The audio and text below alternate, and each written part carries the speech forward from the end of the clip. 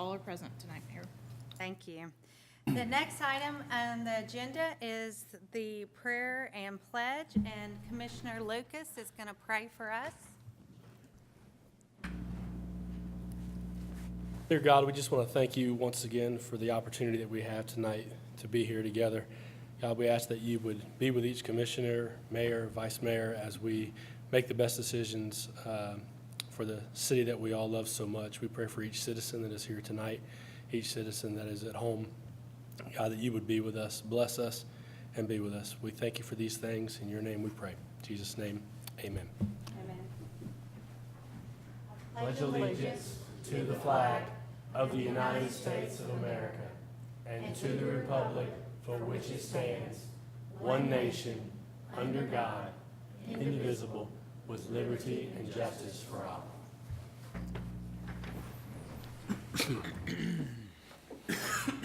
Third item on the agenda is approval of the agenda. Mayor, if we could move under new business, item 12F to the front of new business.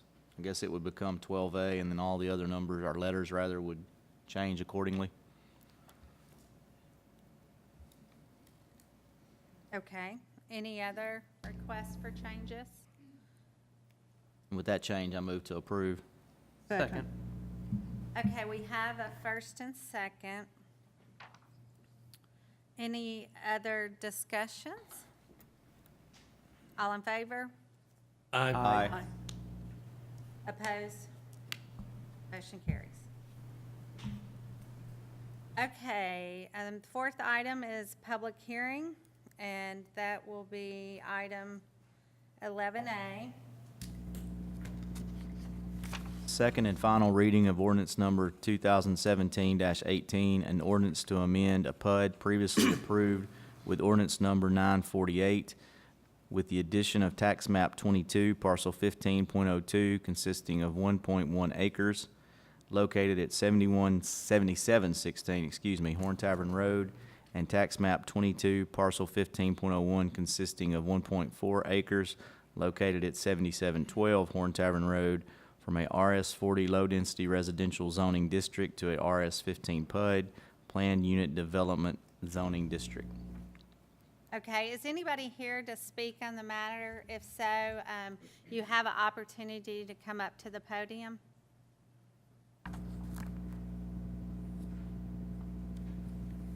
Okay, and if that's the case, then the public hearing is closed. And we will move on to item 5, citizens' comments.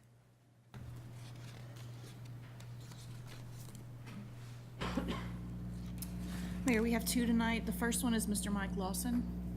Okay, Mr. Lawson, if you'll come join us at the podium and just state your name again and address for the record. I'm Mike Lawson. I'm at 7503 Kingwood Court in Fairview, Tennessee. I'm here tonight to talk about emergency responder training for dealing with adults and children with developmental disabilities, and a volunteer dispatch registry database establishment and operating procedures for using it. Last April, a Florida police officer was charged with attempted manslaughter and culpable negligence for shooting an unarmed caretaker of an autistic man in North Miami.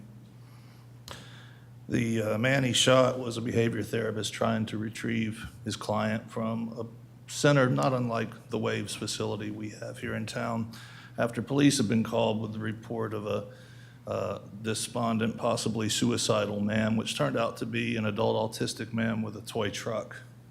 The officer shot the caretaker while he lay on the ground with his hands in the air, trying to beg to help the autistic man. 3 days ago in Arizona, a 14-year-old boy with autism was approached by a police officer in a public park. After the officer observed him raising his hands to his face like this and shaking a string. The officer suspected he was using drugs and asked him what he was doing. The child actually said, "I'm stemming." The officer didn't know what stemming meant. Had he had training, he would have known that stemming is a common term that autistics do. It's when they shake The child was frightened. He tried to walk away. He was tackled by the police officer. The aunt that was nearby in the park who was there with him came and explained what was going on. Fortunately, there wasn't a tragedy. Yesterday in Oklahoma City, police officers opened fire on Magdil Sanchez, who was holding a pipe on the porch of his home when officers arrived looking for his father, who was involved in a vehicle incident where he'd hit property and left the scene. Two officers opened fire on Mr. Sanchez. Mr. Sanchez is developmentally disabled, deaf and mute. Neighbors were screaming, "He can't hear you, he can't hear you." Mr. Sanchez died at the scene. He was 35. Statistically, 18.7%, roughly 1 in 5 people, have a developmental disability. That's a significant number of people in a town of over 7,000 like Fairview. In fact, we have a rather large population of them. I know many of them. Mayor, I'm sure you do as well, having worked in the school system, and some of you, I'm sure, have family on the spectrum. So I'm here because this is a frightening concept to me, seeing this happening around the country. Could it happen here? Could it happen in our small community? It could. And can you imagine the culpability, the liability that our city would have if something like this happened because we didn't provide anything but the bare minimum of training that the state mandates when there are other training opportunities available? This worries me, and I have a written statement, and I won't take up all the time reading everything from it, and I'll leave it with you. But I'm here for 2 reasons tonight, and one is to ask that the city commit to additional training for its first responders. This training is offered by the Department of Intellectual and Developmental Disabilities. It is offered by the Autism Tennessee organization. They specifically said to me in an email that they would offer training here in early 2018. Williamson County Schools has training available as well, and the ARC of Williamson County has offered to provide additional training. The next thing, and I want to say, I emailed all of you yesterday, and I was very impressed. I got a very quick response from the chief of police and also the fire chief, as well as Commissioner Burks. And both the chiefs had a great idea, which is, hey, you should call dispatch and register your home as a place where a developmentally disabled person lives, because some of you know I have a 24-year-old daughter on the spectrum who could very easily respond, much like some of these involved in a tragedy. The dispatcher, I called the non-emergency number here. The dispatcher was very professional, but wasn't really sure why I was calling. I explained again, and he took the information down, said he would give it to his supervisor, get it logged into the system. So I was pleased with how that went, but when I hung up, what I realized was we don't have a process for this. We don't have a process for this. And if the chiefs of the fire and the police department are suggesting to me as an individual citizen to do this, and I do that, and we don't have a process, what is the point, So I'm asking the city to officially look into establishing a process whereby people, this won't help with the kid in the park approached by law enforcement, but it will help if someone's sent to my home or my neighbor's home or my daughter's friend's home for the responders to know, hey, there's a disabled person in here who might not understand how to comply, proceed with caution, use your training. So I'm asking the city to do 2 things. One, commit to the training, and I'll be happy to follow up and help you meet these people, coordinate with these people, bring these people in, but to also figure out how the citizens of Fairview can contact the first responding dispatch centers here officially, let you know they have a situation like this in their homes, and make sure that the people dealing with that information know to expect it, how to process it, and how to disperse it afterwards. This can be as simple as a form on a website. It can be something more elaborate like Metro has, where they use a system which I mentioned in the statement. So that's why I'm here tonight. I will be pestering and following up quite a bit until I see results from this. It's very important to me. And I thank you for your time. Thank you. Thank you.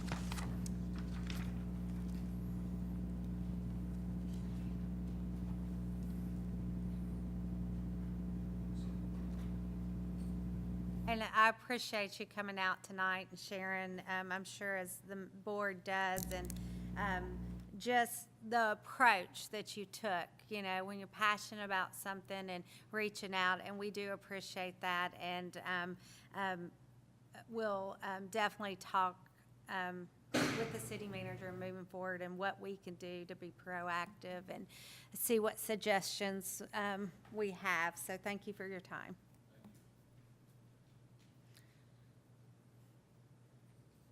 Our second citizen comment tonight comes from Ms. Kristen Ertl.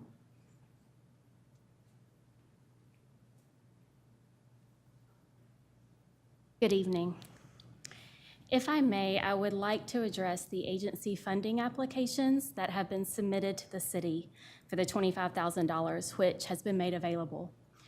As a wife, a mother, Fairview High alum, and Fairview business and community supporter, I would like to ask you to strongly consider granting those funds to organizations in our community who are daily impacting the lives of our citizens. Those organizations that are providing food, clothing, shelter, jobs, and working diligently to meet the basic needs and improve the quality of life for our residents. Without these basic things, our neighbors struggle.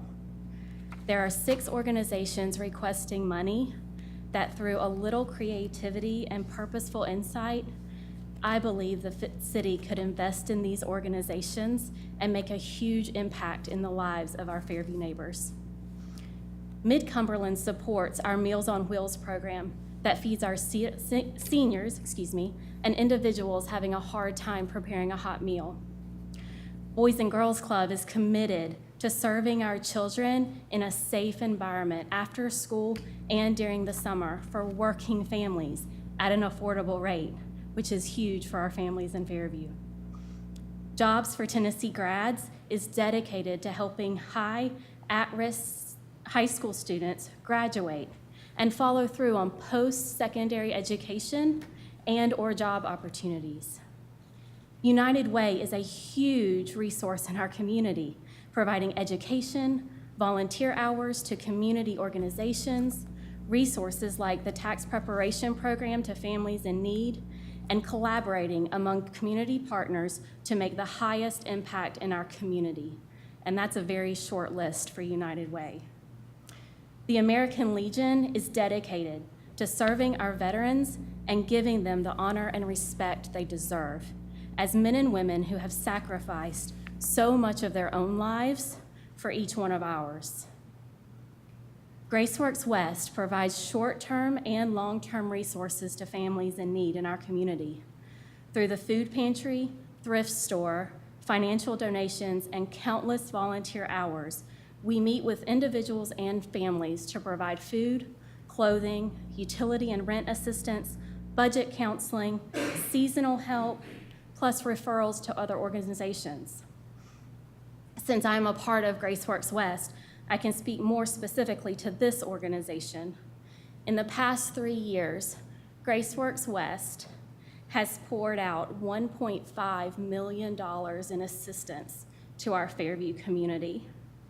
We have served over 1,000 families consisting of over 2,800 individuals, and in food assistance, that equates to over 6,200 food baskets. Neighbors in our community need the city's partnership. When we look at all these numbers and statistics, I see more than just numbers. I see the families and the individuals who now have hope, a little bit more dignity and respect, and a gratefulness that our community cares about them. The city of Fairview has the opportunity to make a huge impact in the lives of our community by supporting those organizations that are committed to changing lives and having a positive impact on our community. I see the success stories all the time. For example, just yesterday, I got a Facebook message from one of our neighbors who had diligently been coming to budget counseling and had been working with us to try to make ends meet for her family by cleaning houses. She had followed up on a job lead that we gave her, and she is now an accounts manager for an insurance company in Cool Springs. Now, she can make a living to support her family. I just ask that you thoughtfully and prayerfully consider partnering with these organizations that are established in our community, that they are on the ground daily making an impact in the lives of all citizens. Please help us continue to meet the needs of those in our community who just need us to be that, a community. Thank you for your time. Thank you.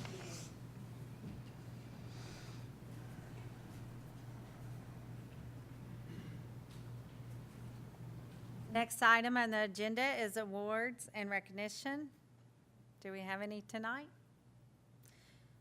Okay, we'll move on. Item 7, public announcements. The only thing I can think of is there is a truck, a food bank, right, this weekend at the middle school, or? 30th, okay. Next Saturday, not this Saturday, next Saturday. Is anything else that we need to announce? Okay. Staff comments? No comments tonight? Breeze through that one. Approval of the minutes, and so Mayor. since it was not removed, we will go to the consent agenda. Mayor, Yes. I think that Keith has something, Oh, in public the public announcement, the staff announcements? comments. Okay. I just want to give a brief update. Chester Road, it's going pretty well. The owner of the company doing the work actually had to drive to Chattanooga to pick up a culvert. So he's bringing that back tonight. They should have that installed, and they're hoping to have it up and running, open by the weekend. Okay, So great. they're working pretty hard on it. Awesome. I know a lot of citizens will be very happy, and thank you for sharing. Okay, so to the consent agenda. Get a motion? Motion to approve. Second. I got a first and second. Any discussion?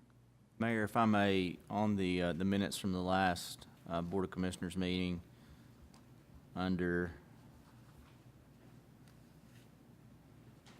item 12C, I just want the record to reflect, instead of abstain, that I actually recused myself from that vote.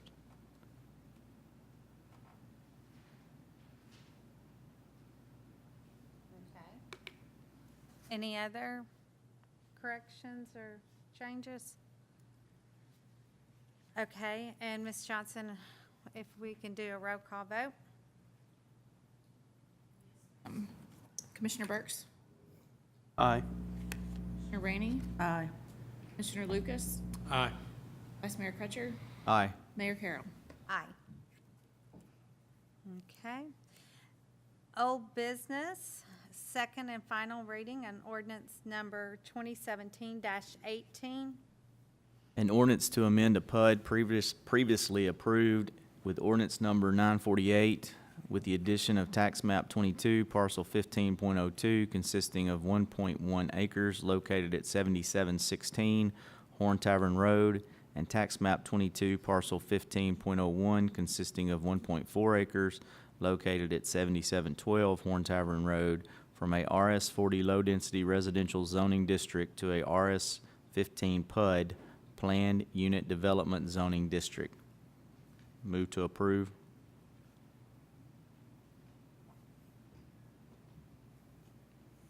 Got a first, do we have a second?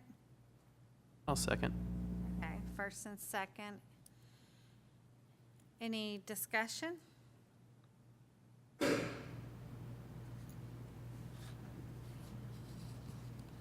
Do we have the ability to split the screens to show the previous approval or the previous plat? Okay. Okay. Mayor, if I may. Yes, please.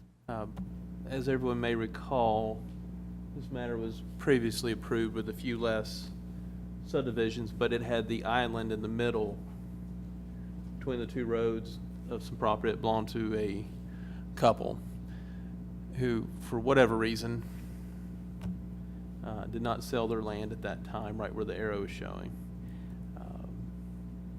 And the developers were able, after the fact, to purchase that land. It was there, and then up in the top left corner as well, another piece there. And what we've done is, what the developer's done is created a better product. We don't have people that are landlocked in the middle of this subdivision. It really seems to make sense to fix it. Seems to be a better product, and it just overall just makes more sense. And based upon that, I think it's something we should approve in this situation. Okay, any other discussion? Mayor, Yes. point of order, I just wanted to clarify something. And down in section 1 of the ordinance, I believe it is supposed to read, it says tax map 22 parcel 15.02 and tax map 22 parcel 15.02. I believe it's supposed to be 15.01 and 15.02. So Okay. before you approve it, I think we should clarify that what is likely a clerical error. Okay, so where it says 1502, it needs to be 1. First time, the second time I first think time. it's right. Okay.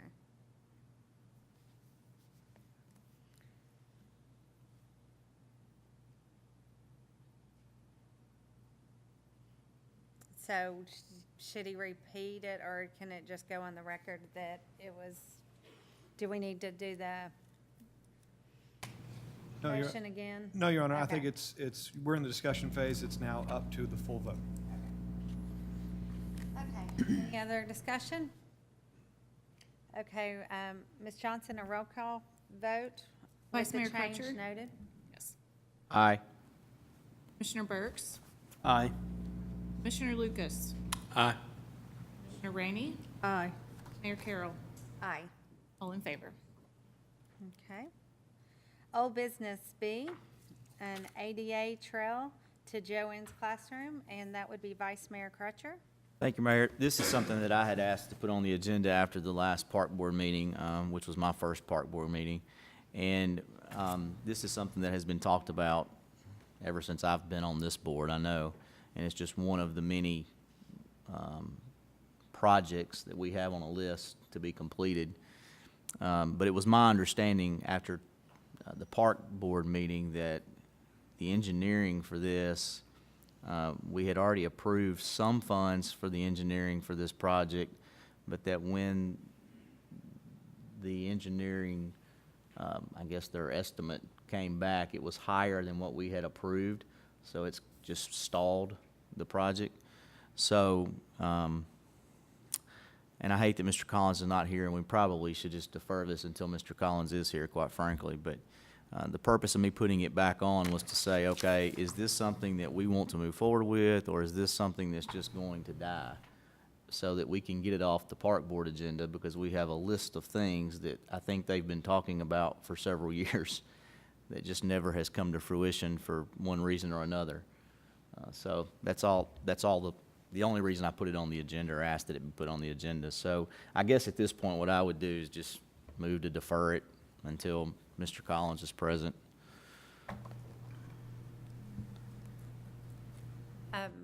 Well, one thing is, just for, I guess we can discuss it if you want, or would you rather just wait to do the whole thing? I would prefer, just so that we can have a meaningful discussion, because I really don't fully know where we are in the process. Like I said, my understanding is that the engineer had done some preliminary work, but I think we really need Mr. Collins here to just see where exactly we are, what money has already been approved for that purpose, and then decide whether it's something we're going to move forward with, or is this something we can take off the list for now and get on to something else.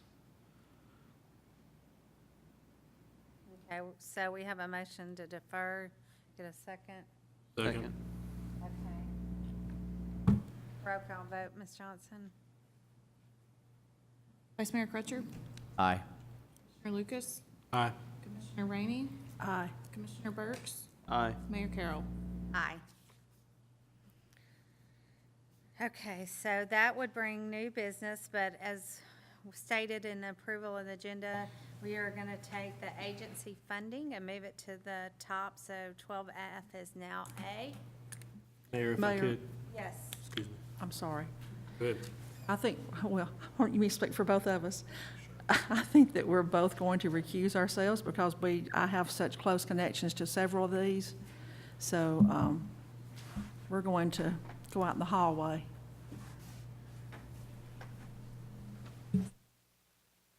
Okay.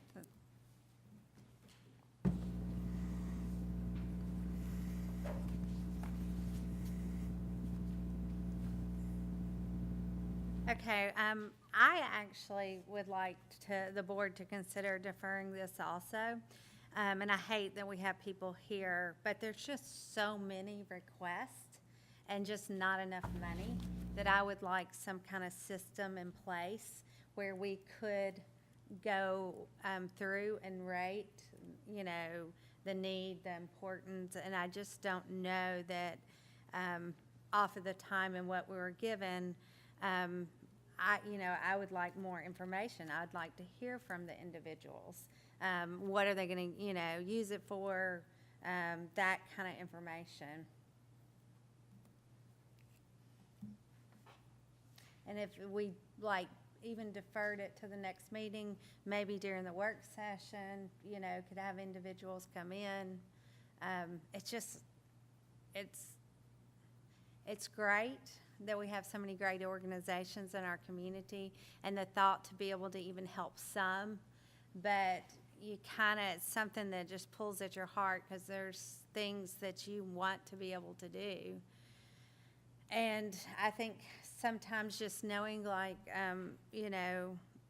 sharing, okay, well, as she did earlier with the 6 organizations that are, how they impact the community and stuff like that.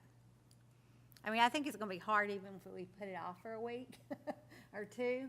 I mean, it's never going to be easy, but I think just being prepared to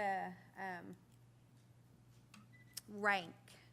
And I know that Mr. Collins kind of gave his version of the ranking, but I would like to have him here to explain. Any thoughts from the rest of the board? Mayor, if I may, I think based on what we've been provided, that I'm ready to make a decision on the funding. I thought that all of the organizations that submitted a request did a pretty good job of laying out what it was they intended to do with the requested funds. And, unfortunately, there's X amount of money and it can only be split, so many ways, and there's just not enough to fund all of the requests, unfortunately. But I looked at what Mr. Collins had come up with, and that's what I've been sitting here doing, is trying to figure out how we can fund as many of these requests as possible. And I think some of them, probably with this particular money, the intent of those organizations is probably not in line with what this money was actually set aside for. There's been other money this year that has been committed to some of those requests, and it's my understanding that there will be money in next year's budget to continue with some of those particular needs, specifically the sports-related requests, the Fairview Titans, the Fairview Soccer Association. Those are things, this year there was some money, as everybody probably knows, that was put into improvements at the Fairview Ballpark. I think there's going to be a similar amount of money next year that will be available to maybe contribute to the Titans in helping with the football field or the Soccer Association with getting sod and irrigation on their fields. But I don't think that's what this money was intended for. And or at least that was my understanding when it was approved as part of the budget. So that eliminates a couple on this particular list, and again, it's not because those organizations are not worthy of the funding. They certainly are. I mean, the Soccer Association is probably the most, they probably have more participation than any of the other associations here in terms of sports associations. The Titans, unfortunately, they're in a position to where they have sort of been left without a home due to circumstances, that they didn't create. And that's unfortunate, and it's something that we need to fix or try to work toward fixing or assisting them with. But again, I don't think we can fund it with this money. And we're not even going to be able to touch really the amount that they need to even start to accomplish what it is they're trying to accomplish. And then there's another issue specifically with the Titans in terms of where that project would take place. If it's going to be on private property, I think there's a question about whether or not we can fund it with taxpayer dollars based off of what the information that I received from Mr. Collins. So with all of that said, I think I have found a way to possibly fund 8 of the 11 requests. And I'm just going to put the numbers out there, and then we can make a motion at some point after we've all had an opportunity to discuss this. But I think the request from the Boys and Girls Club for $5,000 is something that we can fund. The request for Mid-Cumberland, or from Mid-Cumberland for $5,000 is something that we can fund. The request from the American Legion for $4,000. The request from United Way in the amount of $3,200. And what I did was I totaled those 4 up, and then what was left I put to Graceworks in the amount of $7,800 for a total of $25,000. That would take care of all of the agency funding for this fiscal year. The JTG, the band, and the basketball request, I think those 3 requests are things that can be funded from the school facilities tax. And Mr. Daugherty may be able to assist with this. I think there's already some money that has been as part of the school facilities tax that's there and available to do this type of thing with. He's shaking his head. So, and what I would do instead of putting that money to those specific groups within the school, JTG, band, basketball, I would approve the total request to be made payable to Fairview High School for those specific purposes, and then let Fairview High School divvy that money as appropriate. So that's where I'm leaning on this, and I'm certainly interested in hearing others' thoughts. I do like the way you're thinking, but there's something like, I know with the Soccer Association, they have a grant and it's funding, and I'm sure somebody could speak more about it, that they need to raise a certain amount of money by a certain time period. Is that, is anybody can speak on it?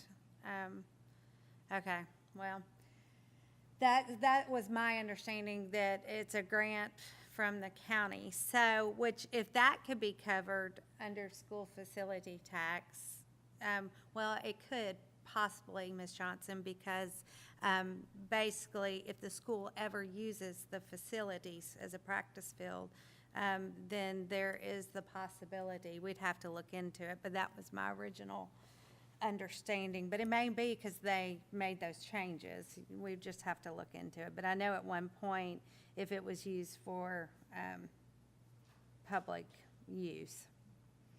So, that's something I'd like to consider. But if there's other ways to fund, you're saying Mr. Collins says the basketball, the JTG, and the high school band, right? Those could all And fall basketball, under? that's right. Okay, and Mr. Daugherty, can you tell us what kind of money is in the school facility tax? And are we talking next year, or are we talking this year?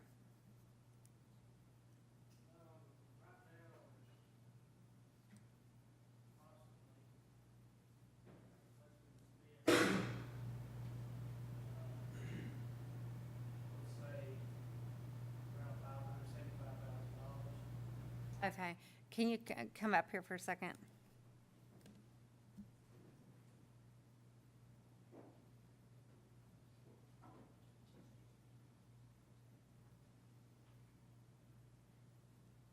Yeah, I just for the mic for, on the record, so.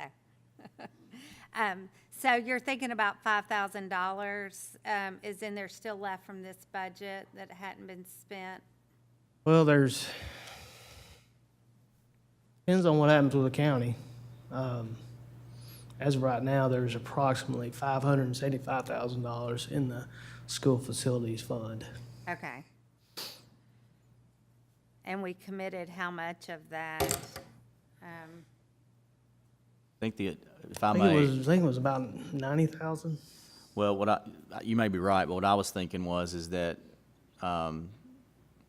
based on the agreement that we have with the county in terms of sending some of that money back, and of course, that's all contingent upon what happens with the vote on the referendum and otherwise, so there's still some steps before that would even happen. But, from what I recall, we was going to send them $300,000 back. That's And- my and then we was recollection as going well. and then they would get the school, what we would normally get annually, they would keep for 10 years, Correct. is the way I understood it. So if that's the case, and there's 575 in there, then there's $275,000 total that would be left. And of that $275,000, I'm familiar with, including the press box and the money that was just used for the baseball, softball fields, I'm thinking that's around 220,000, roughly, 225,000. That sounds close. So there's about $50,000 and I'm ballparking all this, but I think that's Right. pretty close. And we get a check monthly as Right. well. Okay, and then I want to say, I did not add the theater, but that would fall under the Fairview High School Theater, would fall under the school check that you're referring to. That's the Fairview Community Theater, not the high school theater. Yeah, thank you. And there would probably need to be an analysis before anything official was done to allocate funds, and there'd have to be a budget amendment. So as far as getting the exact numbers that are available.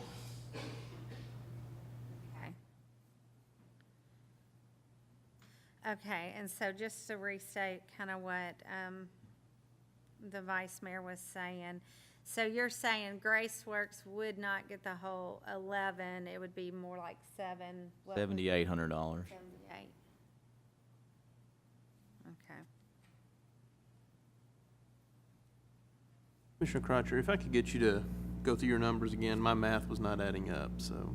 $5,000 to the Boys and Girls Club, $5,000 to Mid-Cumberland Meals on Wheels, $7,800 to GraceWorks, $4,000 to American Legion, and $3,200 to United Way. Thank you.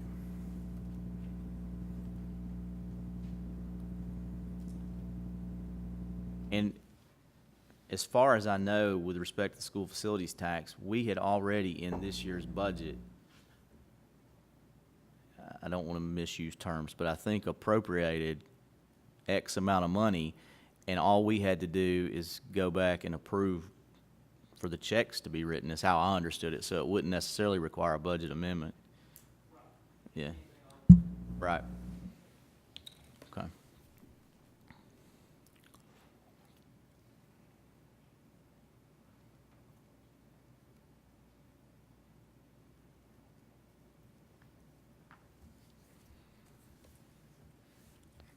Mayor, if I may. Yes, go ahead.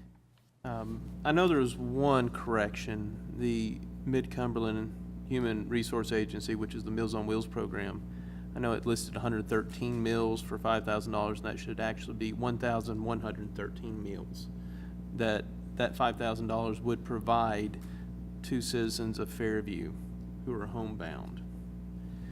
I'm looking at this, at what's an immediate impact on the members of our community.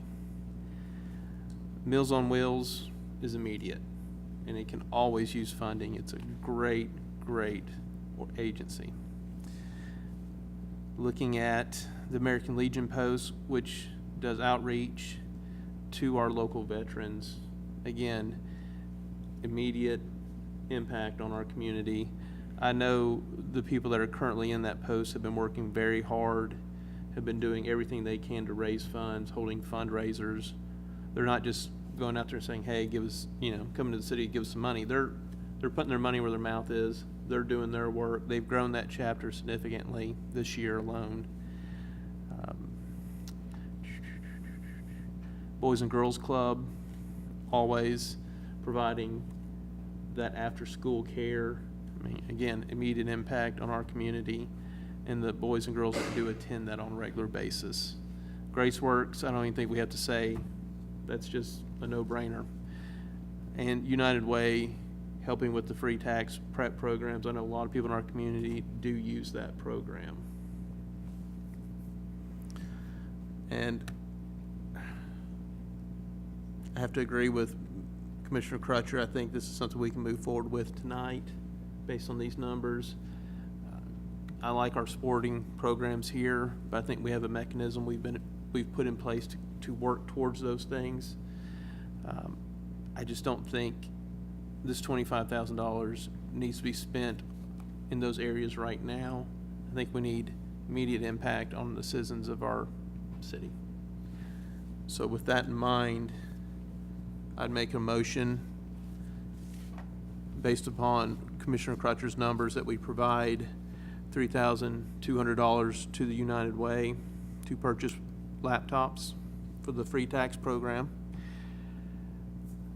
that we provide $5,000 to the local Boys and Girls Club to go towards operations and program expenses, that we provide $7,800 to GraceWorks to purchase carts in the food pantry, and that we provide $4,000 to the American Legion Post 248 in Fairview.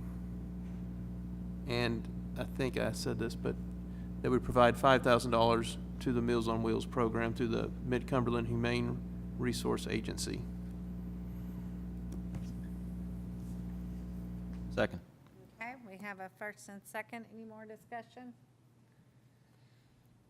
Okay, Ms. Johnson, if you'd like to do a roll call vote. Commissioner Burks, Aye.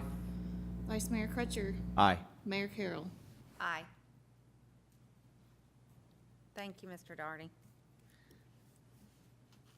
And if I may, can I ask that, just go ahead and make the request that on the next agenda that we address the JTG, the band, and the basketball with the going in believing that it's going to be funded from the school facilities tax, and have those numbers ready.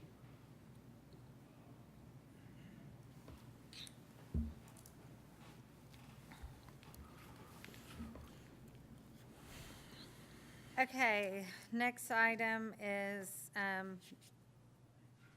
12B, and it's certificate of compliance for Fairview Liquor and Fine Wines. Move to approve. Second. Sorry, I should have waited till y'all said it. I apologize.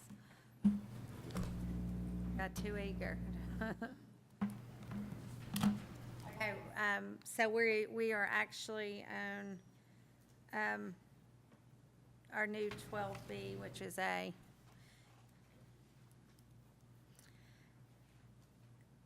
Any discussion? And this is just the sale of a business, correct? Is anybody here to represent? Okay. Are you purchasing or taking over? Okay.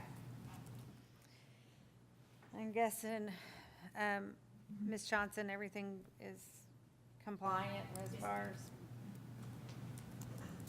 Okay. Any other discussion? Okay. Did we get a first and second? Move to approve. It's done. I did. Oh, did? Okay. I just couldn't remember. Okay, so, roll call vote, Ms. Johnson? Vice Mayor Crutcher, Aye. Mayor Carroll, Aye. Commissioner Burks, Aye. Commissioner Lucas, Aye. Commissioner Rainey, Aye. all in favor. Okay, thank you. And 12C, a resolution number 19-17. A resolution calling for a public hearing on the proposed annexation of territory into the city of Fairview by owner consent and approving a plan of services, Snow Mangrum Road. Move to approve.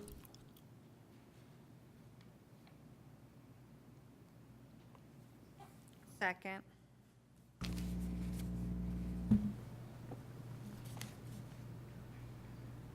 Okay, any discussion?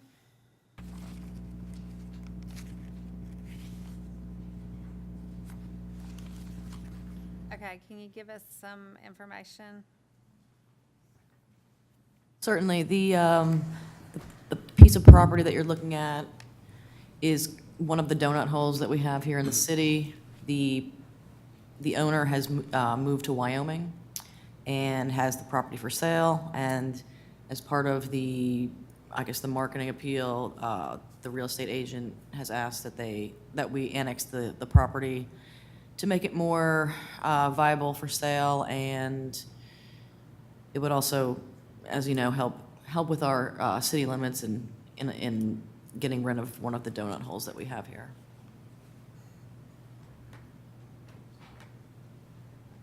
Okay, any other discussion? I always think it's a good move, especially when property owners love to close in themselves. There comes a lot of problems with, with our citizens and the fire and safety aspect, our police and fire aspect, and just, I think it's a good thing to be able to close those donut holes.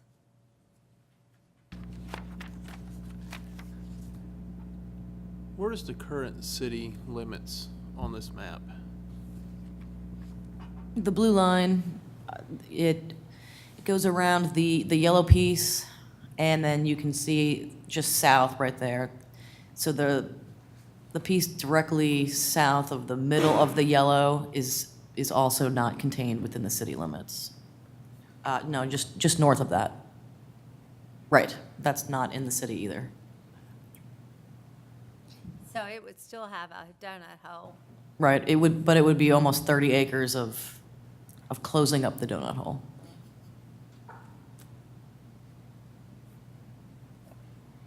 So we're making our island smaller.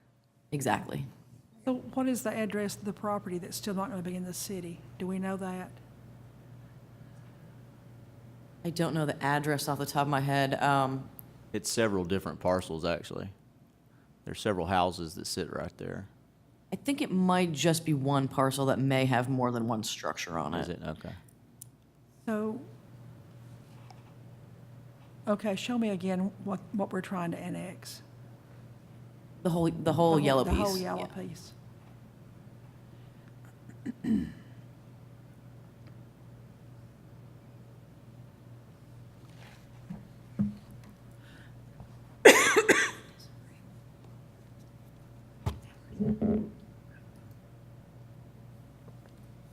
We've lost the yellow brick road.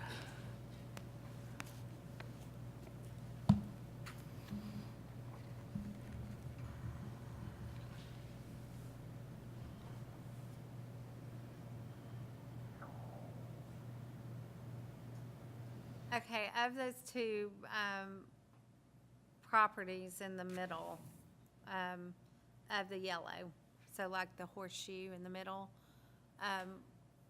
those are in the city or not in the city?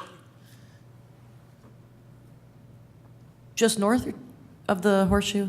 I mean, the horseshoe, yeah, that's Braxton Bend. Yeah, but the treed lots behind Braxton Bend, is all that backs up to the property they're looking at annexing? Yeah, that's all, everything that you can see on there is in the city except for the piece in yellow and the piece directly south.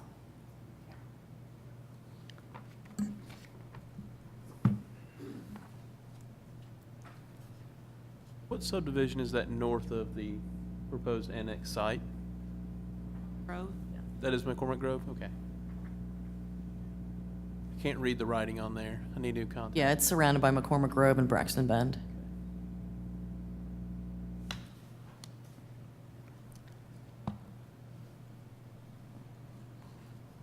Do we know why this was left out of the city limits somehow? Do we know the history on that? I personally do not, but the agent for the property owner is here, Mr. Simpson. He may have some history. I actually can't be much help to you, other than what Ms. Costanza has already stated. We've had prior discussions, and our thoughts were that it would probably be in the best interest of the property owner and the city to kind of close that gap that exists between Braxton Bend and McCormick Grove.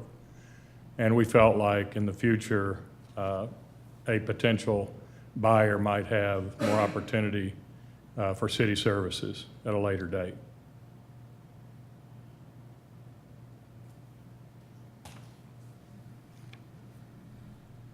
There is some history along, I don't know about your property, but as far as that road, that Snow Mangrum, going up behind the high school, it just stops, and then there were some issues That's with correct. drainage and stuff like that, that we couldn't actually get onto the property, because then, so there has been some history that where it might be a little more desirable if the road actually was all in the city. And I don't know if the property owner is the resident that I'm thinking of, but just knowing some history. Normally,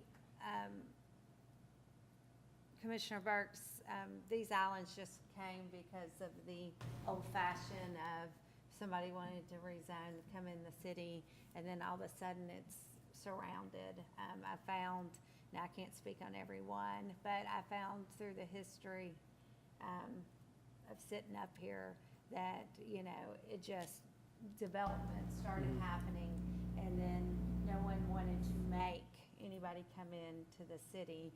So even at one point, we had discussions of closing in the donuts holes, and it just, you get so much resistance. I think at the board at that time decided to leave it be. So this is how you fill up those holes, is by when somebody wants to come in and you already know it exists, you just start closing in.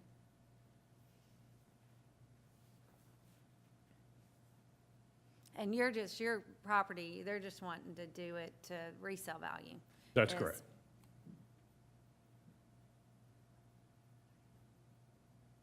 Can I ask a question? How much does it increase your property if you suddenly become part of the city?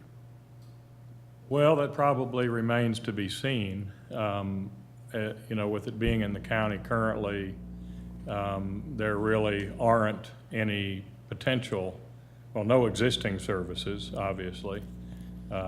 It's a pretty large parcel of ground. It's 27.5 acres that resides in the county, obviously, and to put a number on it, it would be extremely difficult. So I guess what we just have to do is make an assumption that it will increase value for the future. How much, we don't have any idea. But just by virtue of having the ability at some point in the future to perhaps have sewer and that type thing, it certainly will add value to the property. Not to mention the city services for police and fire and that type thing.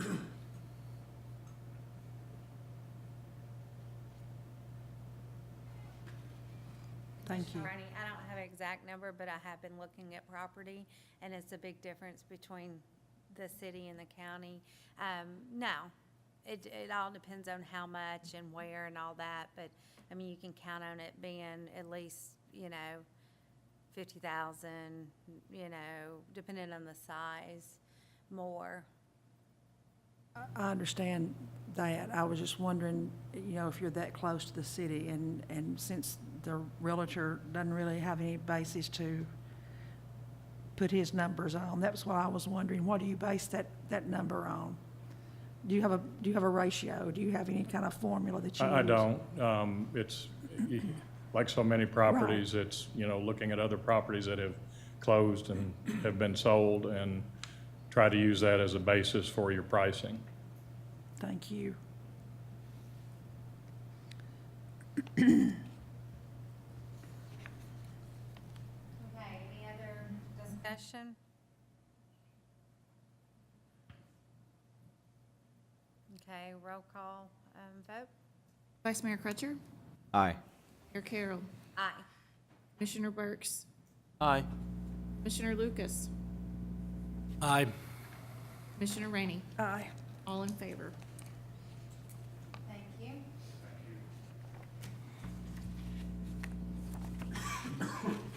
And thank you, Sissy. I was having a hard time keeping my letters. Okay, we would be at C, ordinance number 2017-22.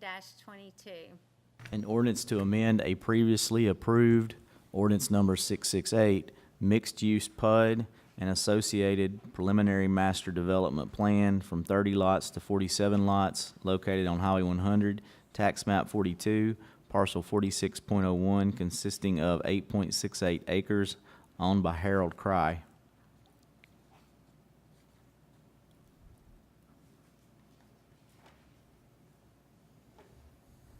Okay, do we have any information that you would like to share? Certainly, Mayor. This came before you several months back, and there was some discussion about whether, about previous approvals and whatnot. And I guess what I can tell you is this was rezoned in 2008. Nothing happened. It was rezoned to a mixed-use PUD, commercial general at the front, RS8 for the residential portion. And it was approved for 30 lots, 30 residential lots. I'm not sure if, that is the new amended PUD that they have put forth recently. It shows 47 lots now, done in 2 phases. They made some of the perimeter lots smaller. It came before the Planning Commission in April, I believe. The Planning Commission voted to approve the amendment to allow the extra 17 lots, but they wanted to see some sort of usable amenity.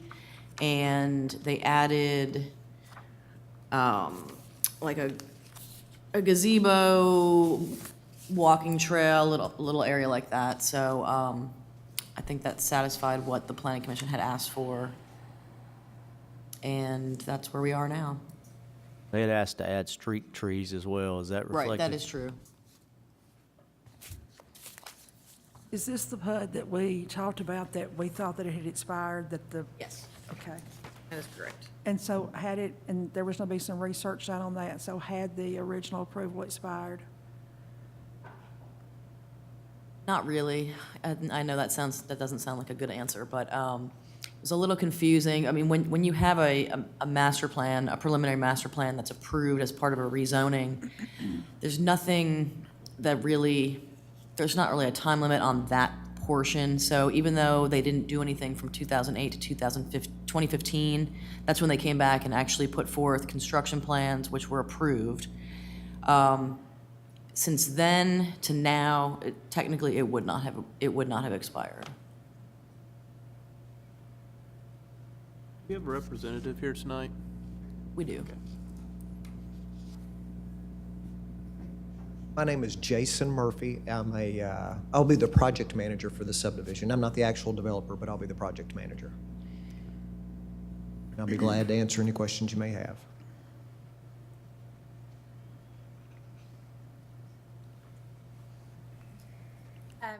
So the planning commission this actual plan? Yes, ma'am. Yeah. With the improvements?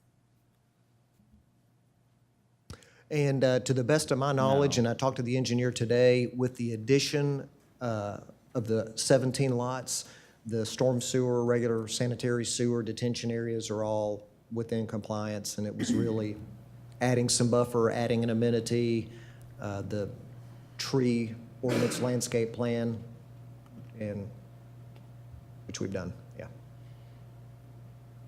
No additional streets. Yeah. So it was approved with those conditions, right? Yes, ma'am. To the best of my, yeah. Yeah, so they had all been met, is what you're saying? Yes, ma'am. Okay, You may not be able to see it all on the detail, but in the plans, it exists. Yes, ma'am. okay.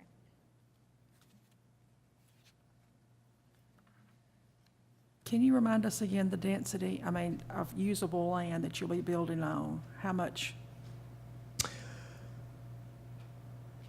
I'm not sure if I can answer that. I believe the project is at 8.68 acres and for the residential part, I believe, and then the green space preserved conservation area, I believe, is right around 4.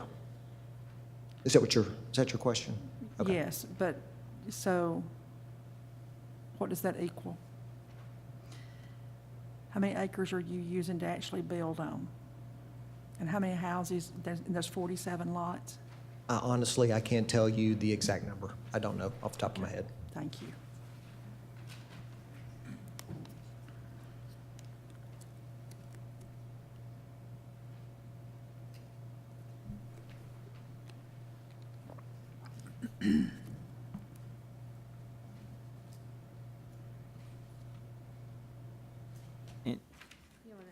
Mayor, if I may, and Ms. Costanza, we're certain that there's no provision in the zoning ordinances that deal with the expiration of a PUD?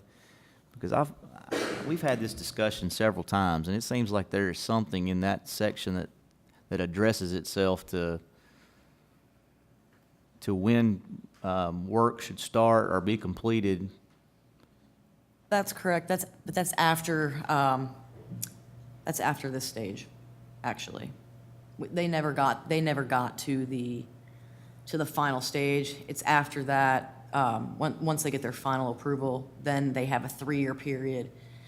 And if there's no construction, no sort of work that's happened, that's when they have to come back and get that final approval. Well, I'm having some difficulty with this, so maybe you can help me, because the way I'm reading this, the caption of this ordinance, it says an ordinance to amend a previously approved PUD. Right, it only received preliminary master development plan approval. It never got to the final approval. Well, there was an ordinance it references an ordinance that approved it. It references ordinance number 668. Right, that's just that. It's an ordinance because it was it was a rezoning. That's why it was an ordinance. But it was rezoned as a PUD. Right. So, and when something's rezoned as a PUD, that master development plan, or whatever it's called at that stage, it becomes part of that zoning ordinance. That is correct, but it has to go through 2 phases of approval. There's a preliminary master development plan phase, which is part of the rezoning, which is what the Board of Commissioners approves. Then they do construction plans, and then it comes for a final master development approval to the Planning Commission. So not to this board. That's where I was confused. Because Right, I was going yeah. to say, we never see, that doesn't happen. Right, it never comes, that phase never comes before this board. It just goes to the Planning Commission. So they were close to getting to that in 2015 when they got their construction plans approved, but then they didn't actually come before the Planning Commission for final approval. Okay, well then it's an abandoned project then. Is that a fair statement? It's something that was approved in 2000, this ordinance looks like it was approved, you said in 2005? The rezoning was 2008. 2008? Yeah. Okay. So 2008, 9 years ago, and then nothing happens because they never took that step to go back to the planning commission and get final approval. Right, I mean, they came to the planning commission in 2015 for the construction plans, which is the step that they have to take before they get final approval from the planning commission. You can't do any kind of building or any kind of work until you have construction plans approved, and then you have to submit your final plat. So is there a time limit there? I don't believe, and it was the opinion of the city engineer that the construction plans between that then in 2015 and now that they haven't expired. But what about between 2008 and 2015? No, it was just it was a plan that was associated with a rezoning, and I remember reading minutes where that was discussed at the planning commission level, and he had stated that because it was part of a rezoning, which is a permanent ordinance, that the preliminary master development plan doesn't expire. So, now there have been changes to our ordinances since this was approved in 2008, and that's what was discussed at the April Planning Commission meeting. That had to do with the usable amenity, which is why they added the proposed gazebo, playground equipment, and walking trail. But I think we also discussed at this board that the expiration dates of things that had been zoned, if they had not done any work on it. And I'm so sorry, I think I'm losing my voice. So is, your answer a while ago was that not really, so. Right. It's very confusing, the steps that you have to go through, because it's two different boards that look at it. It's the planning commission, then it's the board of commissioners, and then it goes back to the planning commission. So technically it hasn't expired. They've made additional changes to the previous plan. We have had some new ordinances that were passed that had some application to this. The planning commission wanted them to bring it up to the current standards, which was adding the amenity. The reason that they were able to make the perimeter lots smaller, technically they're anything that's technically the RS8, when it touches a traditional zone and it touches RS40, those perimeter lots are supposed to be 15,000 square feet, which is what it was previously. However, they added a small area of buffer south. You can see that the property lines between lot 1 through 14, there's a small area that runs from the back of the lot to the actual property line of the parcel, which I guess would be considered part of their conservation lands that they have colored in green. So it's not a very big buffer, but if you look at the strict reading of perimeter lots, I guess it would be the opinion of some people that by adding that strip, the lots technically are not touching that RS40 portion. And so when it came back to us before, he had changed the plans from 30 lots to 40, to added 17 lots, correct? And now that's why there is that phase line. Just for the record, for clarity, it's 3 years, basically, with no activity, correct? And what you're saying is that's when it's the final stage of a PUD. Right. Then you have 3 years. It never made it to that stage, so that 3-year does not apply to this. So it's not really, I guess it's still amending a PUD, but it was never finalized anyway. Right. The PUD was finalized. This board is the only board that has the authority to rezone that property, and if the PUD is part of the rezoning, then it was finalized. Well, it was finalized as far as you guys go, but it still has to go back to the planning commission to receive final master plan approval, and it didn't get that far. So now you have the authority to amend or not amend a PUD. It's up to your What's the It's up base to you. density on that? I can't see it. What does it say the base density is on that? I don't think it shows, actually. Well, it's 40. I mean, it's 47 lots. On 8 acres? 8.3 something acres? And it says here the total area of the parcel is 21.42. Oh, okay. So the new Now- part is the part that's the 8, the addition is I the guess 8 so. acres. Is that right? It's kind of, I remember this was a point of contention previously. I mean, it specifically states 2.02 acres of CG, the commercial general, which fronts Fairview Boulevard. You've got 3.75 acres of conservation lands all the way to the west, and then a small area of conservation land just northwest of the commercial general portion. So that makes, 4 acres of conservation. So that being 6 total acres out of 21, that would be 15 acres roughly of residential. Well, I was going to say, if it's 47 houses on 8 acres, they're building them on top of each other. I was trying to figure it out. You're correct. So now I've got it. And if it helps, the developed land where the lots will be, that size did not increase at all. It's just that some of the larger lots got smaller.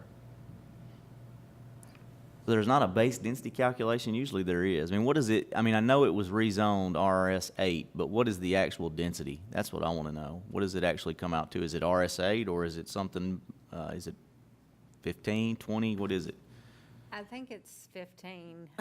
It would be 47 divided by 15 acres, so. 0.32 acres.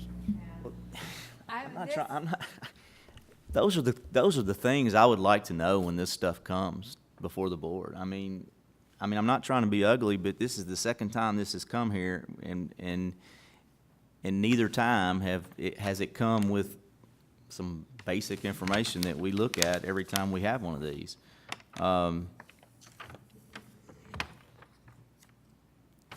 I do think it had more the first time. I can't recall or remember, and that's probably the problem. And I think it's hard for us to vote without, because the last time it was discussed, it was hung up on whether or not with the moratorium and the time, and it got deferred.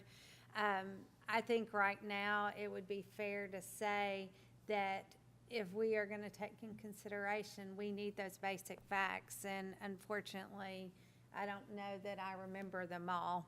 I do remember it coming in front of the Planning Commission and then us having the discussion at the Board of Commissioners, and it got hemmed up over whether or not it could move forward. Can I at the see that? time. Can I see that one there, Ms. Costanza? The one that I'm. Sissy, can you do the red dot, please? Well, what I'm interested in seeing is that table at the bottom that talks about the lot sizes. Can we zoom in on that? I mean, a quick Yeah. calculation, it would be 3.2 lots per acre in the density. Just doing a quick math. Okay, Probably and so not- what is it's that? probably not perfect, but it's 3.2 lots per So acre. 3.2, what does that equal in terms of the zoning? Is that is it RS 15 PUD? Is it R20? I mean, I know what it's rezoned, but It's a I'm little bit asking- more than an RS 15. That's what I Yeah. thought. Because it's 2.9, is that right? Yeah. I mean, this is zone RS 8/CG, so, Could I be mean- multi. right, I mean, Well- if they had used all of the land and not done commercial, I mean, they would have had more residential lots, but because it's a mixed-use PUD, that's why the residential density is closer to an RS 15 than an RS 8. What is the density on a RS 8? I don't remember. Like 5.6, something like that. Acre. Yeah. I mean, me personally, I would feel more comfortable. I mean, I'm not opposed to the project. I would just feel more comfortable if it's going to happen this time, that we, and right now, currently, for any new PUDs, it has to be an R20 PUD or RS20. I don't know which one it is, but one of the two. I mean, I would just prefer that it be presented, and I know there's a portion of it that's already zoned, but I would prefer that it be presented with that zoning for the whole project. In other words, be rezoned and meet those density requirements. And wasn't that the discussion before, that because they had added the 17 lots, it was basically a new PUD and would fall under the new guidelines? I mean, wasn't that what we got hung up on before during the board meeting? I still don't know for certain. I mean, yes, we talked about that for sure, whether it was a new PUD or an amendment to an existing PUD. And I would feel more comfortable if the city attorney would review have time to review the zoning ordinance and give us a definitive answer on, are we amending a PUD, or is it a new PUD based on the changes? Because it makes a difference. Make sure I'm clear, you're asking, is this a long continuation from 2008, or was this a reset? Basically, they started over. Right. Yes. I'm asking whether this is a brand-new project in light of the fact that there was some provision of our zoning ordinance that would have caused it to expire or resulted in it expiring. And maybe there isn't. But that was the very same question we had last time, and I'm not 100% certain that it's fully been answered. Well, I do know last time we were at the phase where there was no, there was a moratorium on all of that. So the R20 wasn't An option. a play. That was changed a little bit later when we revisited. So I think that was where all the discussion stemmed from. Can we make- Yeah, go ahead. Can we make that table even larger at the bottom by chance? You can't? I mean, just looking down that list, Ms. Costanza, what's the average lot size? I mean, just rough estimate of the average lot size in this subdivision. You talking about the new one or the old one? Well, the new one, right there. Whichever one contains that table, I think it's the new one. I don't think she ever got the old one showing. The new one, 8,000. So average of 8,000 square foot lots.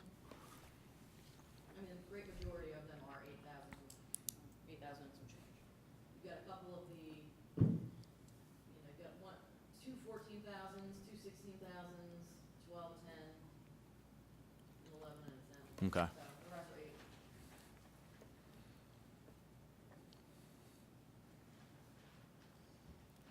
8. And I can't tell from here, what's the offset between the homes? Well, we don't know yet, do we?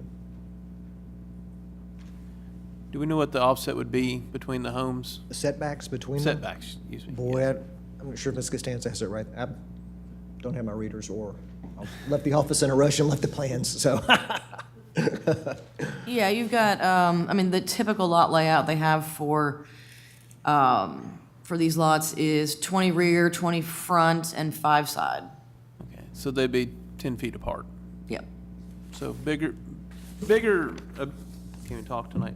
It's a larger offset or setback than what we have in Western Woods, which I think is 6, no, they're 3, I'm sorry.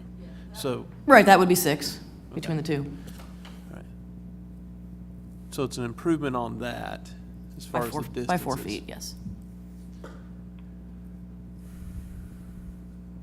there's still some small lots in there. It's,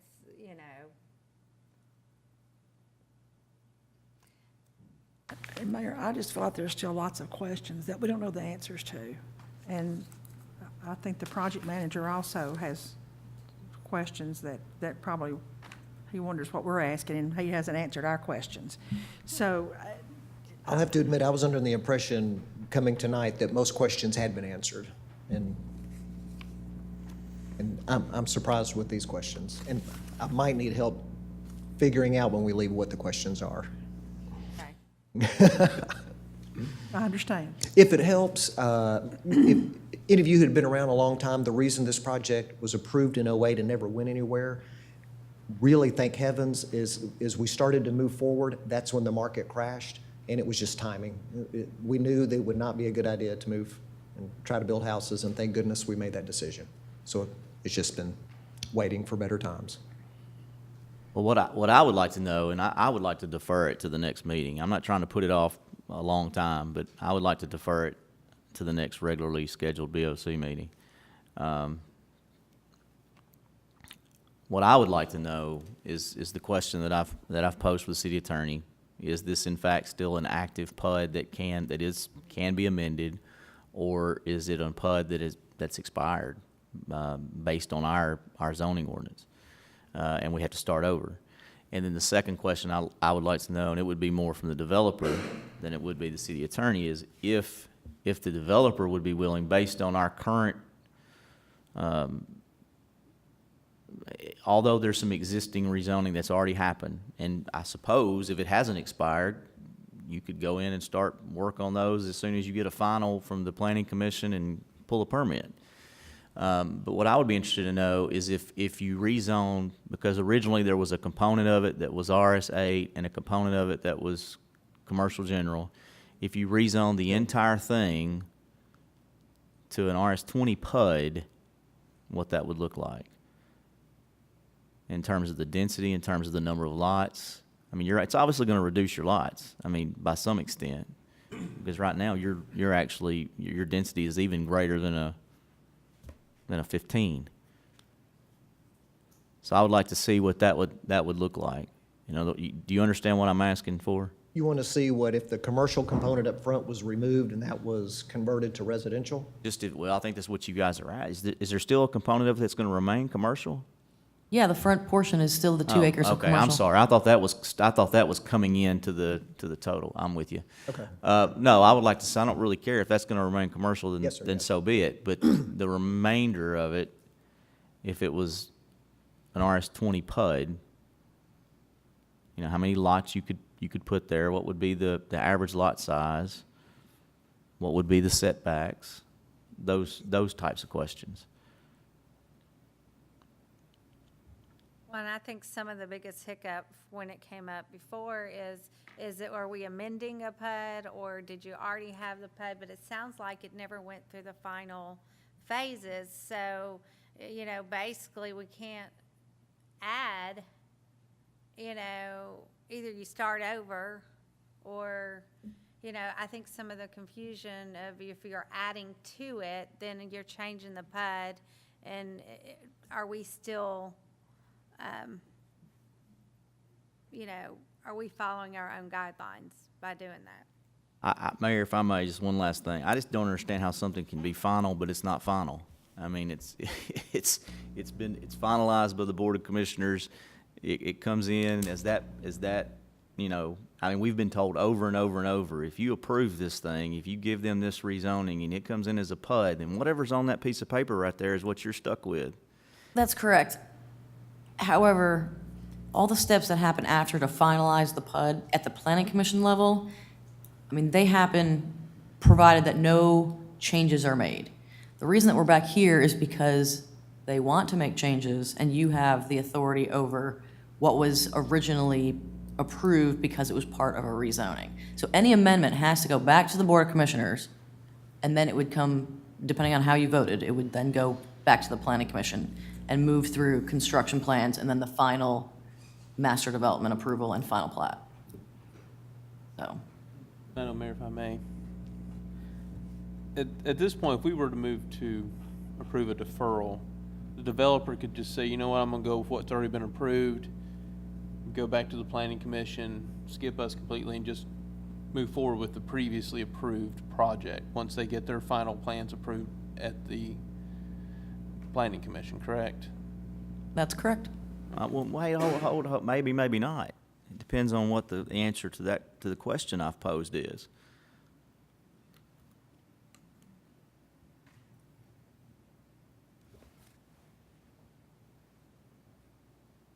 Well, correct, it'll depend on the reading of that, but as far as having to amend and make changes, they wouldn't have to. The trees, the street trees, they wouldn't have to add the amenities, assuming it's not an expired PUD. They could just do the fallback to that. Whatever the codes were at the time and whatever was approved, they wouldn't have to, it goes both ways. They wouldn't, like you're saying, Commissioner Burks, they wouldn't have to do, if there was any improvement since that time, they wouldn't have to, do it. If we change it, then it could, if there was a change in the codes, we could, during that process, ask them to bring it up or add the additions, which that's what happened with some of the green space and the walking trails that came in front of the Planning Commission. What's the plan in terms of the exterior of these homes, building materials? We're still debating it and talking with builders, but it would either be a typical brick facade with a little blend of craftsman, maybe metal roof and asphalt roofs, or what people tend to like now, I don't know how you describe it, but it's almost kind of a beachy look, a board and batten type finish with lighter colors. Nice homes, yeah. But the actual, Probably 3 sides brick, if not more. Okay. Yeah, if not 80%, 90% brick. Is it like a back, what is it called? Hardy board? Hardy board, that's what it is. There could be some hardy board, but we'd prefer, and there's the cost balance to make it happen and make it worth people's while. But as much brick and hardy board and nice, we like to build a nice product, yeah, that the community is proud to live there. As Mr. Crutcher likes to say, it's not going to be a vinyl village sitting out there. No, no. It'd be a small homeowners association. There's, the conservation area wouldn't need much maintenance at all. The gazebo, picnic table area might need paint every now and then. There's not a lot of common area to mow. There'd be some, but so it'd be a homeowners association, but very light.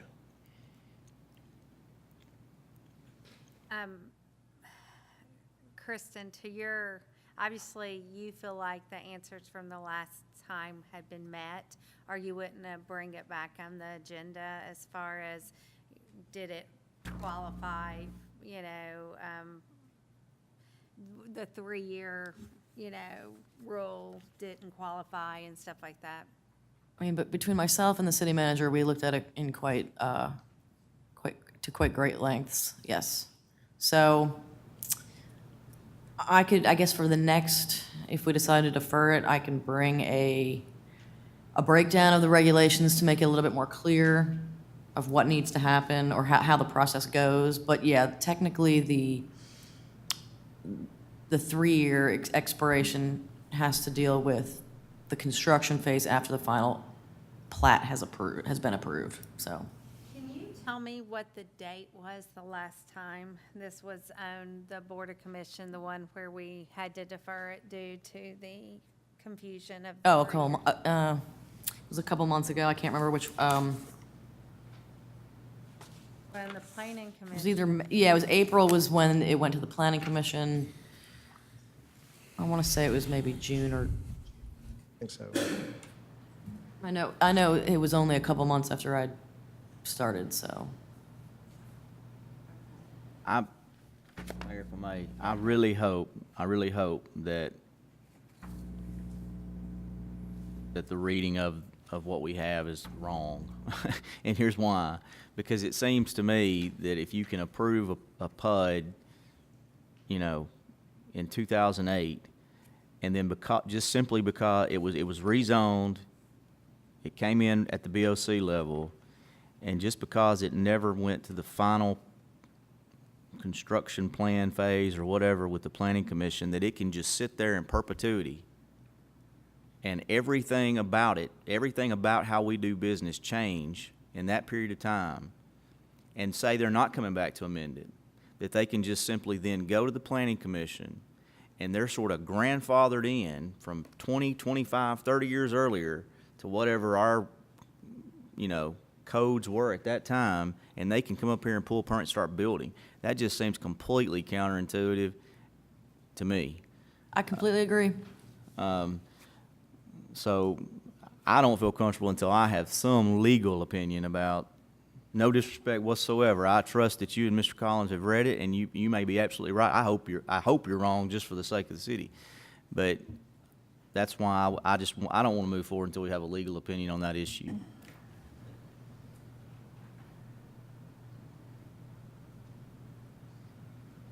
Okay. Any other discussion?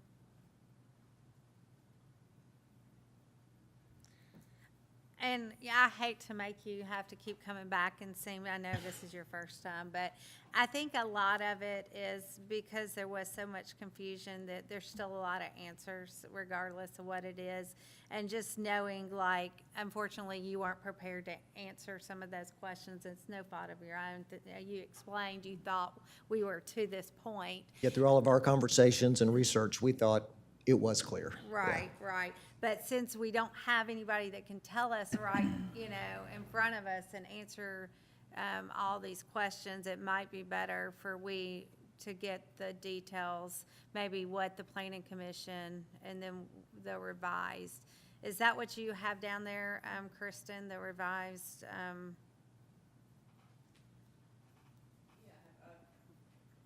I have the revised since April of the planning commission, yes. So it was available for any of the board to look at. You've had it since May. Yes, and I think the city manager, in relation to this agenda, when he emailed it out, he said that the plans were in my office for anyone who wanted to come and look at them.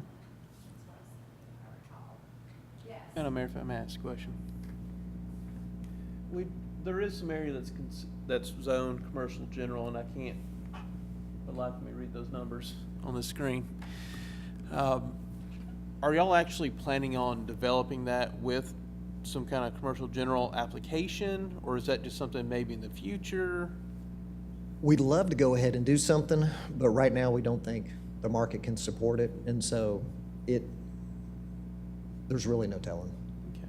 Yeah. We visualize a nice small strip center that can maybe have a small restaurant, a dentist office, nail salon, something like that. But right now, there is nothing on our radar screen to try to start anything on that parcel. Well, and that's what I was kind of thinking is probably the case here. I don't think we have any developments that are true mixed use in Fairview that has actual commercial application mixed with the residential. And you would probably be the only one that actually has that. So based upon that, I know Commissioner Crutcher said, hey, what would it look like under an RS-20? And if that's something the developer would consider, maybe with including that in that commercial general back into a residential area, which would create a little more room to make some bigger lots and might offset some of the issues. So that might be something to consider as well. Would that mechanism bring us back under the moratorium? No, because the RS-20 is what's approved already. You can do an RS-20, so you wouldn't be stuck in the moratorium. Okay. So that's just something you might want to consider. I'd have to defer to him, yeah. Okay, do we have a motion to defer or? Move to defer. Second. First and second. Any more discussion? I apologize again, but we're at the phase we're trying to get it right, and appreciate your time, and please submit, and if we can get some of these things answered and you still want to go with what you have, feel free to bring it back in front of the board. Okay, if you'll do a roll call vote, Ms. Johnson? Vice Mayor Crutcher, Aye. Commissioner Rainey, Aye. Lucas, Aye. Commissioner Burks, Aye. Mayor Carroll, Aye. all in favor. Thank you. Okay, new business, D, ordinance number 2017-23. An ordinance to amend the City of Fairview zoning ordinance by changing the official zoning map for tax map 18, parcel 47.27, consisting of 6.97 acres located at 0 Black Pine Road, from an IG Industrial General zoning district to a RS40 low-density zoning district. Move to approve. Second. Got a first and second, any discussion?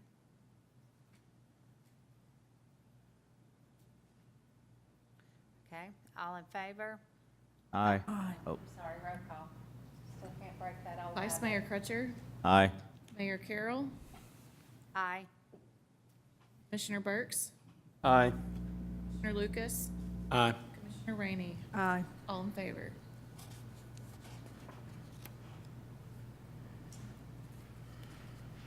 Okay, so that will bring us down to, resolution number 20-17. Mayor, if I may, I think we missed what has become F. Oh, the new F, okay. So that would be, help me out, Vice Mayor. Ordinance number 2017-24, an ordinance to amend the City of Fairview zoning ordinance by changing the official zoning map for tax map 18, parcel 47.09, consisting of 3 acres located at 0 Loblolly Pine Road, from an IG Industrial General zoning district to a CG Commercial General zoning district. Move to approve. Second. Okay, we got a first and second, any discussion? Okay, roll call vote. Vice Mayor Crutcher, Aye. Commissioner Lucas, Aye. Commissioner Rainey, Aye. Commissioner Burks, Aye. Mayor Carroll, Aye. all are in favor.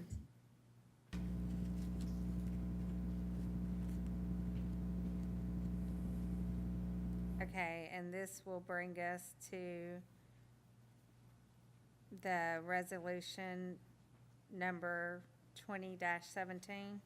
A resolution of the City of Fairview, Tennessee to contract with Tennessee Valley Paving to mill, resurface, and stripe a portion of King Road.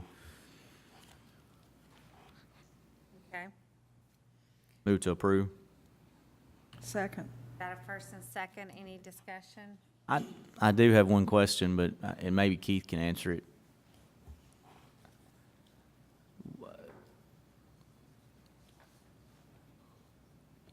Keith, why is this, maybe King Road is fine in this area, but why is this not going from Highway 100 all the way to, help me with the name of the road? King Road. No, the Henry- name. We're at Henry Henry Drive. Drive, thank Henry you. I Drive. always forget the name of that street. Why is it just covering up from Snow Mangrum to, I believe the King Road from Highway 100 to Snow Mangrum was done 3 years ago when Mr. Okay. Hall first came on. okay. And so it's only 3 years old, so we're trying to finish out that portion of King Road there. Okay, yeah, I was just making sure. I don't think I've been down that road in a while, so. And I was curious when I saw that why it wasn't going all the way, but that makes sense. Thank you.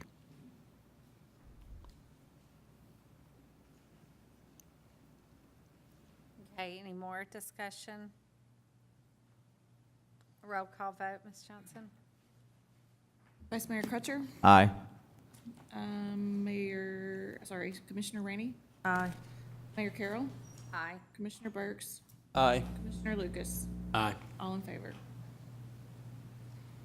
Okay, that will bring us to the H, fire pumper proposal.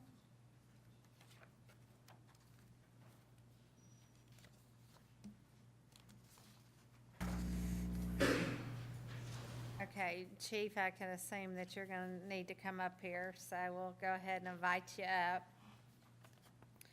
If, since Mr. Collins is not here, if you would go ahead and just kind of state what y'all are doing, and maybe if the board has any questions. This is a proposal for a new fire pumper. It will replace, in essence, the 24-year-old pumper that we have out on 96 at that substation, which probably should have been taken out of service 9 years ago, according to NFPA. But that truck out there, we have trouble finding parts. The last time the track on the window broke, it took them 5 weeks to find a track at a junkyard because they don't make them anymore. The air conditioning system is out on it. It takes 10 minutes for the air to build up in the brakes so that it can get en route. So the plan is to sell that one, take our 10-year-old pumper that is our first responding one now, move it out as a secondary, and move this one into first due service. Okay, and what, you said 24-year-old, is that the age? It's 24 years old. Okay, and what's the hours on the truck? I'm not sure. It has about 58,000 miles on it, which for a normal car, that's not a lot, but for a truck that gets run hard for about 20 minutes and then comes back home and shut off the engine, that's a lot of miles. And with it just sitting there, most of these trucks are made on over-the-road truck chassis. They're just not made to run like that. They're made to run for long times, not 20 minutes.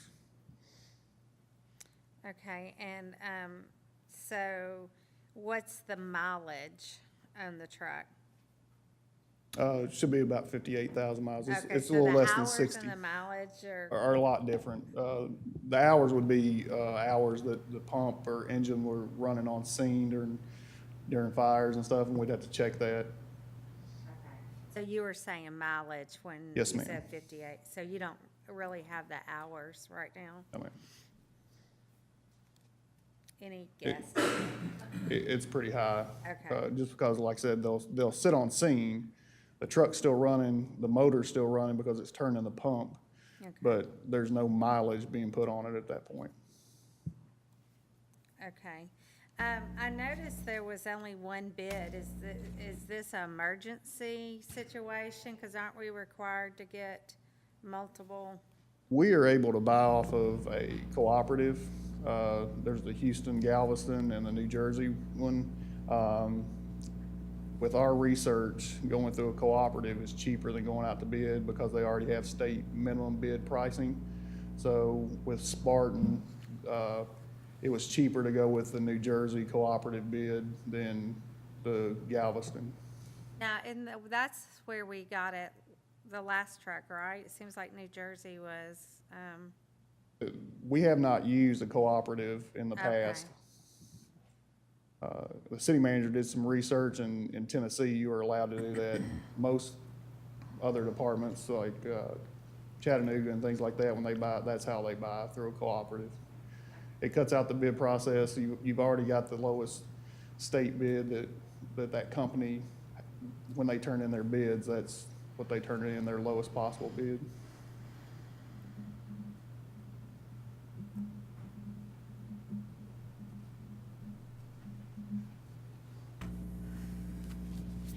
I know that in the workshop, I asked the city manager for a replacement plan. Like, what is our fleet replacement? I didn't get that. Did anybody else? See that? That'll be something we'll be working on. I don't think there's been a plan in the past, per se. A lot of times we've been buying as an emergency. We have to have them, the county thing caused us to buy a couple of trucks because they took their trucks back. So now that we're back on level ground, I think putting in place a replacement plan to keep us from having 24-year-old trucks as frontline engines would probably be prudent. What, Mayor, I think at the workshop, the city manager said that there wasn't necessarily a fleet replacement plan at the fire department because we wouldn't need anything for at least 10 years, but it would be something he was going to be working on, but it wasn't necessarily an emergent situation that we had to have that plan in place today, or because it's so far out, even though that does need to be in there, but. Well, I mean, they still have vehicles, so there could be a fleet replacement plan, obviously. And then if you, in his capital budget of whatever, he wants he said he would do a 10-year budget, and obviously fire trucks are gonna last longer, but I would still be interested to look at the whole picture of what the all-fleet I look think like. probably what the 10-year was probably, our frontline engines should not be frontline engines after 10 years. They should be moved to reserve service or secondary service. Truck replacement and buying of trucks will ultimately depend on the growth of the city. As the city grows, we're not going to continue to be able to respond effectively from one station in the middle of the city when we have areas out toward 96 that are going to take us 11 or 12 minutes to get to. Mayor, if I may, just looking at the minutes from the workshop, what Mr. Collins said is he didn't anticipate any other heavy equipment needs soon unless another station was added. What's the next oldest apparatus you have? The next oldest will be the pumper that we would be moving out there. The one- It's 10 years old right now. Okay. And then those are our two pumpers. The two pumpers we have now, those are the two pumpers we have. The next oldest would be the heavy rescue, which is a totally different truck. It has no water on it, no pump capability, so firefighting out of that does not happen. Right. Go ahead, Commissioner. Thank you, Mayor. And how long, so that pumper truck, you said is 24 years old. Chief, how long should that last, that truck? Which The truck? pumper truck that's 24 years old, how many years did you say it should have been replaced? How many years ago? It should go to reserve status after 10 years, and then after about 15, you usually don't want trucks in your service after 15 years because of the cost. So then, I guess my question would be the pumper truck that we have now and that we're gonna eventually move out to the substation when we order this new one will be 11 years old at that point by the time we get this new pumper, which means in 4 years, we will have to replace another pumper, because we'll have a pumper now at the substation that's basically 15 years old. And again, it's something you don't have to do. It's just, like I said, after a while, the maintenance costs to keep things and trying to find parts and things like that will eat you up on those older But trucks. potentially, we're gonna be under that 10-year window that we were hoping I to. would assume in 5 years, we'll have another station. Just with the way the town is growing and the areas it's growing in, it's not growing centrally. So you're putting our response times further and further away from us. Thank you, Chief. Yes, Commissioner Rainey. And tell us again how long it takes the air brakes to build up so you can even leave the station. Takes about 10 minutes for that old pumper. So if someone on that end of town you have to respond with that truck, it's gonna be at least 10 minutes before you can leave. From that station. Right, from that side. Yes, ma'am. But we'll be responding from this station, so about the time that we can get out that way, that truck will be en route. It's our second due truck. Okay. Was this something in the budget for this year? Actually, the way that we set this up, it's a 390-day build from the time that you approve it. So it would not even come in until next budget year.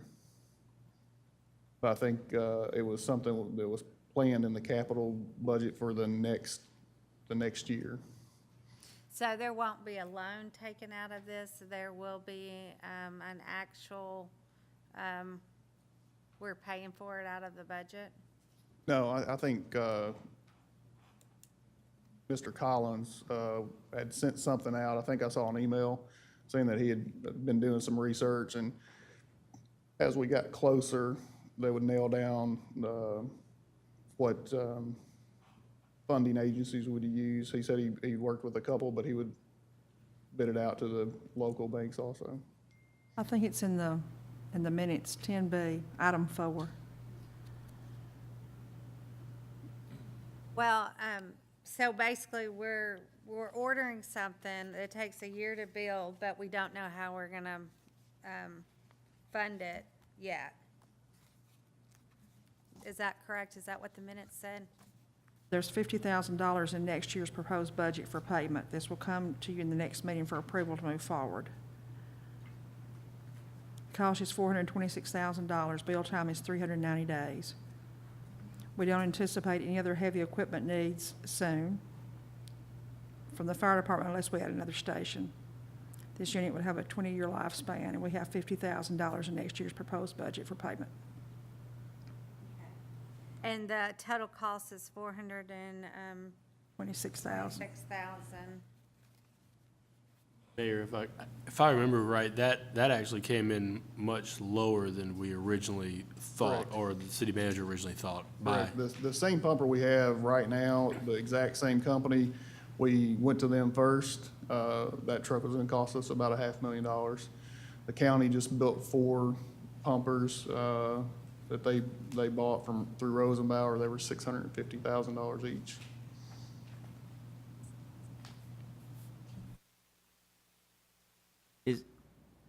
Chief, there was something we had talked about earlier this year, I think, that was coming down the pike in terms of you guys having to have some sort of refueling. I don't think refueling is the right word, but Tank filling tank system. filling system or something that was that something that was going to be required? I know there was some change with the communications as well that was coming, but That, with communications, the county at some point is moving to an 800 system, which is gonna affect police, fire, anybody that operates off a radio here. We're not sure how far along they are on that. We're still probably a couple of years away from that being in Okay. effect.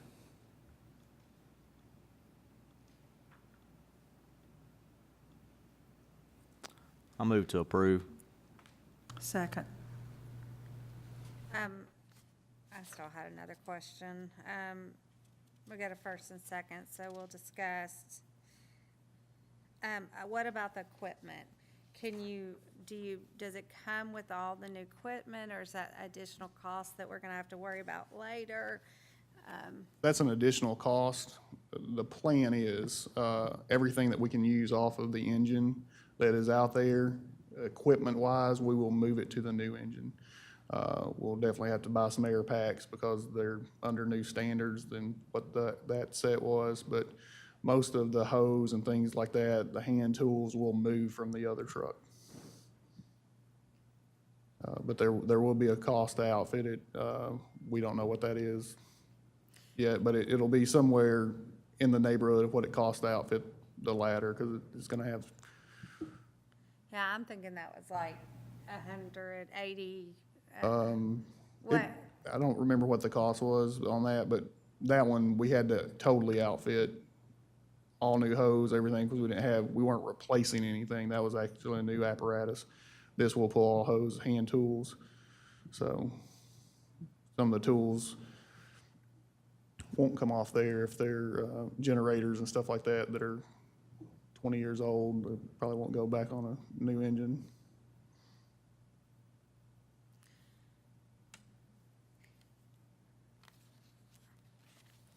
I would like to amend the motion to defer until Mr. Collins can be here, just to get a better understanding of the cost of the equipment and the finance and how he budgeted that. So I have an amendment, and if I have a second. Okay. So that will die. That brings us back to our first motion. And any more discussion? Okay, roll call vote, Ms. Johnson? Vice Mayor Crutcher, Aye. Commissioner Rainey, Aye. Commissioner Lucas, Aye. Commissioner Burks, Aye. Mayor Carroll. Nay.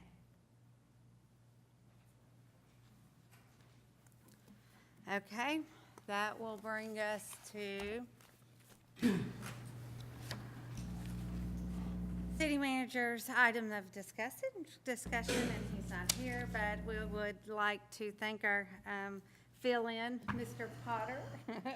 What was your name? I'm sorry. Yes, Thank you so much for serving. Okay, if we have no other comments from, we will move on to Board of Commissioners. Mr. Burks, Commissioner Burks, go ahead. I have nothing tonight. Okay, Commissioner Rainey. Nothing tonight, Mayor, thank you. Okay, Commissioner Lucas. Nothing tonight, Mayor. Okay, Vice Mayor. Thank you, Mayor. Just one thing, I appreciate Mr. Lawson being here earlier. We all were copied in the email exchange that happened yesterday between Mr. Lawson and our fire chief and police chief. I read the entirety of that conversation. It was very insightful. I thought that both chiefs addressed his questions very well. And it certainly, I'm glad that we've opened up the dialogue about this issue that exists. And again, I thank the chiefs for their professionalism in addressing his questions, and appreciate Mr. Lawson coming tonight and speaking on that issue. Thank you. And I agree, and I really appreciate not only doing the emails and posting and for input, but just the professionalism. And then I was really impressed with the chiefs, your response, because we were all included in the gauging. And even as he asked more questions, you were quick to respond to get back, so couldn't be any prouder on that. I do want to make a statement. I do realize that the fire truck is a need, and we're dealing with a 25-year-old. I'm just at the point of maybe I'm just a little scarred from years past, and I like to know exactly where the funding's going to come from. So it's not, I was impressed with the chief's presentation and the information, and being able to answer some of those questions that we had. But I just would have preferred to know exactly like the equipment costs and stuff like that. So once again, that wasn't really a reflection of did your presentation, do I believe you need it? I just would like to know everything I can know about the funding. So just want to state that for the record, and just so excited about having the roads fixed. And I know most of the board have heard a lot of grief about the traffic issue on Chester and Keith. I know y'all been working hard to get that done as quickly as possible, and y'all have gotten a lot of work this week, or the company has, and just appreciate the work you do. I know it's not easy, and it is an inconvenience, but we want to get it right, and that's what's the most important thing. So with that, I will like to close if I can get a motion. Motion to adjourn. Okay, first. Okay, all in favor? Aye. Randy?